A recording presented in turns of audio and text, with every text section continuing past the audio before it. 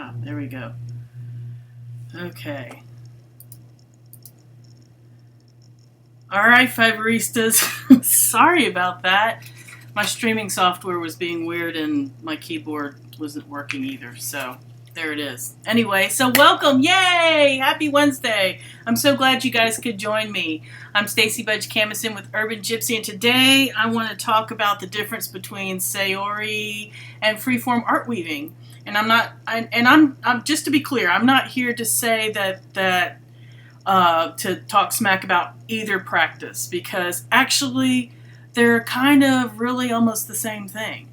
So anyway, but first I wanted to share, guys, I don't know if you guys follow me on Facebook. I don't know if, I think a lot of you do, that it still maintained a lot of that blue color. Anyway, so, and look like I'm frozen. Why am I frozen? I hope I'm not frozen. I might be frozen. All right, there. Looks like I'm not. We're kind of rolling through parts of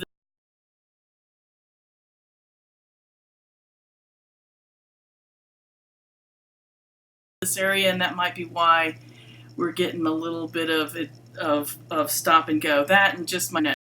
And a different Kathy and Sandy. So glad you guys could join me. Anyway, okay, so today, like I said, we're talking about the difference between Saori and freeform art weaving. Now, and this, I kind of decided to talk about this because I'm in a few Saori Facebook groups, and there's some really interesting things in the Saori Facebook groups, and I'll put a link down in the show notes to which ones that I belong to, because there's some really inspiring things that are going on in there. And Saori is very, very similar to freeform art weaving, and actually the freeform art weaving that I do is kind of inspired by that Saori stuff. I mean, I think, I know a lot of you guys do have Saori looms and do Saori type stuff, but, and there's some slight differences, but I think the main thing, at least for me, the main thing is that those looms are pricey. I mean, and they're worth it because they're gorgeous looms, and the convenience and the innovation of those looms are just freaking amazing. But I totally couldn't afford one at this point.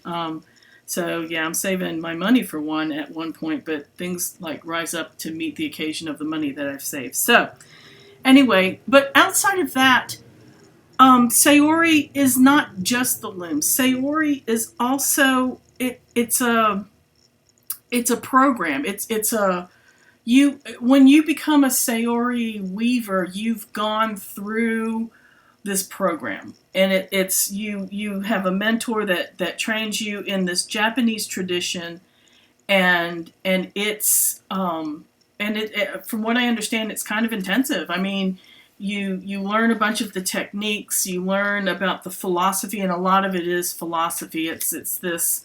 And I think the philosophy is similar to freeform, because it's opening up, for your creative inspirations to come through. It's really, being in the place of play and wonder, and just being in the moment of the fabric that's right in front of you.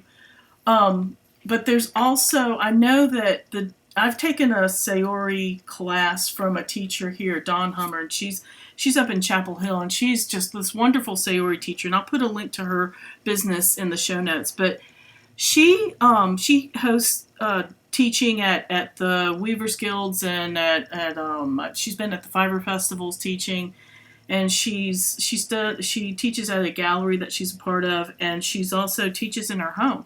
So I took a private lesson from her in her home, and it really is just a lot of encouragement and a lot of just nurturing that creative side and just really being in the moment. And she told me the story of when she was getting her certification, and she had produced this garment, and it was just really lovely, and she was trying to gauge, what she could do. All right, it looks like it might